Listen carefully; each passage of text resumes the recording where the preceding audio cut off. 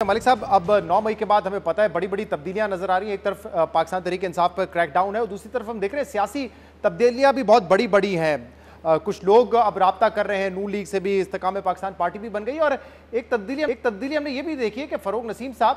जो पीटीआई के law minister थे, कई अहम मुकदमात की वजह से उन्होंने इस्तीफा दिया, कभी जनरल बाजवा के वकील बने, काजी फाइज ईसा केस में उन्होंने हुकूमत की वकालत की, अब वो शहबाज शरीफ साहब के वकील हैं। और जिस केस के हवाले से आप बार बार कह रहे हैं कि बड़े गलत तरीके से नवाज शरीफ को नाअहल किया गया, कोई भी एक्सेप्ट नहीं कर सकता उस किस्म के फैसले को, लेकिन फरूक नसीम साहब तो एंडोर्स करते रहे, कहते रहे कि पनामा केस में तो मनी ट्रेल नहीं दी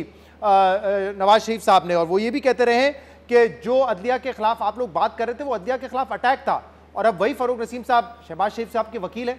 जी शहजाद साहब, देखिए मेरी राय में फ़रूक साहब की जो पेशा वराना सलाहियत है उस पर तो कोई कलाम नहीं हो सकता। वो एक बड़े मुस्तनद आइनी माहिर हैं, इसमें तो कोई शक नहीं है। हाँ, ये दुरुस्त है कि उनकी पॉलिटिकल पोजीशन जो थी वो हमारे से मुख्तलिफ थी, लेकिन ये क्योंकि बड़ा एक संजीदा मसला है जो आर्मी एक्ट वाला है, और इसमें वो ट्रायल जो हैं वो सिविलियंस के ट्रायल के आर्मी एक्ट के तहत होंगे, तो इसमें मेरी राय भी ये है कि फ़रूक साहब की एक्सपर्टीज़ जो है एज अ लॉयर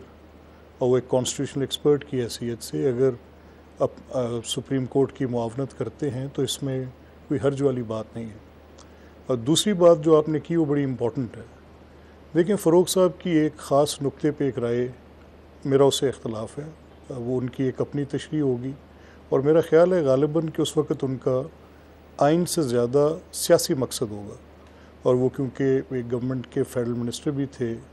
और उनकी तल्लुक़दारी मुत्तहिदा कौमी मूवमेंट के साथ भी थी, और मुत्तहिदा कौमी मूवमेंट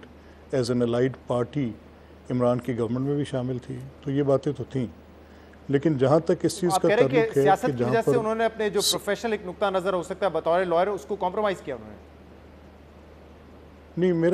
मेरा ये मानना है कि देखें, इस वक्त जो सवाल ज़ेर बहस है उसमें उसकी जहत एक बड़ी मुख्तलिफ है। यानी मैं ये समझता हूँ कि 9 मई के वाक़यात जो हैं वो इरोजन ऑफ नेशनल डिग्निटी के से उसके इरोजन ऑफ नेशनल डिग्निटी है 9 मई की बाकी बातें हैं कि उसका वो एक क्रिमिनल एक्ट है, वो एक अलग बात है, उसको आप देखें किस जाविये से देखते हैं।